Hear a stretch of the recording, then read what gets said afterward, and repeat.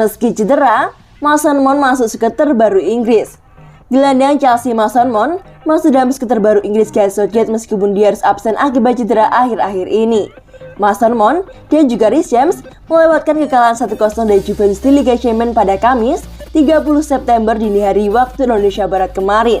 Namun keduanya masuk dalam skuad untuk kualifikasi Piala Dunia mendatang melawan Andorra dan Hongaria. Mason Mount juga melewatkan kekalahan akhir pekan lalu dari Man City dikarenakan cedera minor yang dideritanya dalam pertandingan Piala Carabao pada pekan lalu melawan Aston Villa. Sementara James terpaksa harus keluar di tengah laga kontra City lantaran cedera pergelangan kaki. Berbicara soal masuknya dua Chelsea tersebut, Gareth Southgate mengatakan, "Pemahaman kami bahwa Mount dan James punya peluang bagus untuk akhir pekan ini. Kami akan memantaunya." Mantan bek The Blues yang kini berada di AC Milan Fikayo Tomori juga mendapatkan panggilan ke tim The Three Lions. Sementara Oli Watkins dan Aaron Ramsdale, keduanya turut dimasukkan ke dalam skuad Inggris terbaru. Dengan masalah cedera yang meningkat belakangan ini, termasuk pemain Man United yakni Harry Maguire yang harus absen, Fikayo Tomori berpeluang untuk mendapatkan caps keduanya bersama timnas. Southgate juga akan tanpa beberapa nama besar ketika The Three Lions melanjutkan kampanye mereka di kualifikasi Piala Dunia Qatar 2022 pekan mendatang. Trent Alexander-Arnold juga akan absen.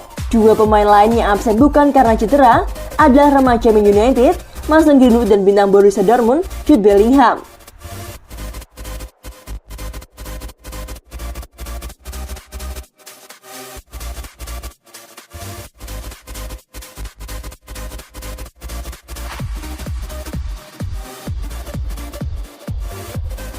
Liverpool dan Chelsea sedikit lebih unggul dari Man City.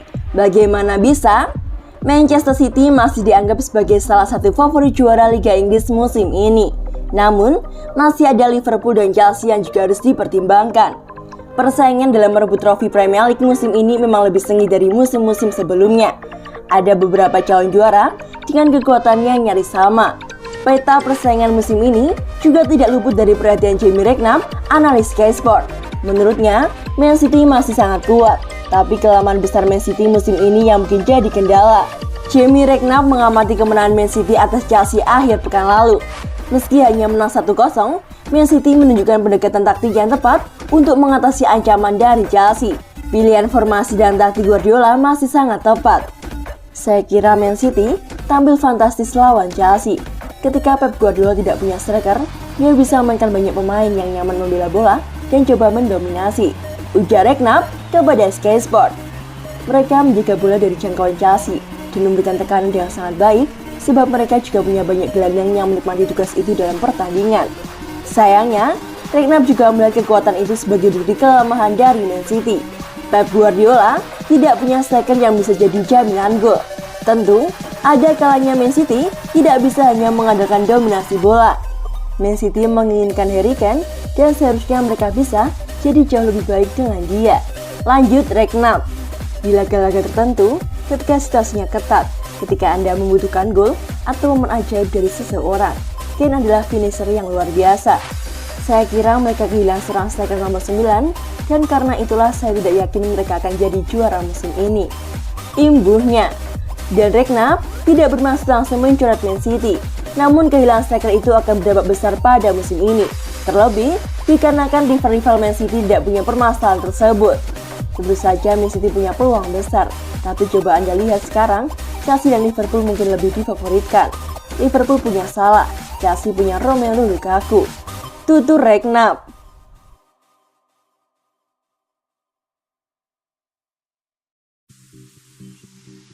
Ever goal at Stamford Bridge.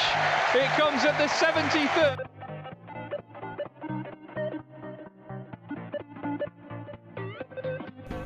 Chelsea akan mainkan Piala Dunia di AFCEL.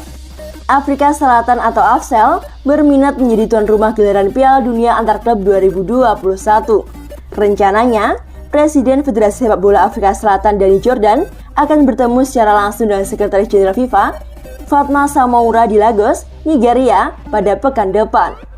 Pertemuan itu nantinya akan membahas soal detail teknis pengajuan AFCEL untuk menjadi tuan rumah turnamen tahunan yang akan diikuti oleh 7 tim tersebut. Gelaran Piala Dunia antar klub 2021 dijadwalkan berlangsung Desember mendatang. Selain para kampiun kasta tertinggi kompetisi antar klub di 5 kontinental, termasuk Chelsea sebagai juara Liga Champions, turnamen ini juga akan diikuti juara Liga domestik dari negara tuan rumah. Pada pekan lalu, Jepang mundur sebagai tuan rumah Piala Dunia antar klub. Tuan rumah Olimpiade dan Paralimpiade 2020 itu mengkhawatirkan potensi lonjakan kasus positif COVID-19 apabila tetap menjadi tuan rumah Piala Dunia antar klub. Hingga saat ini, FIFA belum menunjuk pengganti dari Jepang. Namun, Arab Saudi sempat disebut-sebut tertarik untuk mengambil kesempatan menjadi negara penyelenggara. Selain mesti memenuhi persyaratan dari FIFA, SAFA juga harus berkoordinasi dengan Kementerian Olahraga AFSEL terkait kemungkinan menjadi tuan rumah Piala Dunia antar klub 2021. Setidaknya, kami akan mengetahui secara jelas gimana posisi kami pada akhir pekan ini, tutur Jordan kepada Associated Press. Dan AFSEL memiliki sejumlah stadion berstandar internasional karena pernah menjadi tuan rumah Piala Dunia 2010. Kendati demikian, kesiapan menggelar Piala Dunia antar klub 2021 tidak hanya dinilai dari aspek infrastruktur. Peluang AFSEL untuk bisa ditunjuk sebagai tuan rumah juga tergantung situasi pandemi COVID-19 di negara tersebut. FIFA tentu berharap ajang ini bisa dihadiri penonton secara langsung di stadion. AFSEL diketahui sebagian negara dengan kasus positif dan angka kematian tertinggi akibat COVID-19 di benua Afrika. Setidaknya ada 2,8 juta kasus positif dan lebih dari 84.000 kematian akibat COVID-19 di negara Nelson Mandela itu.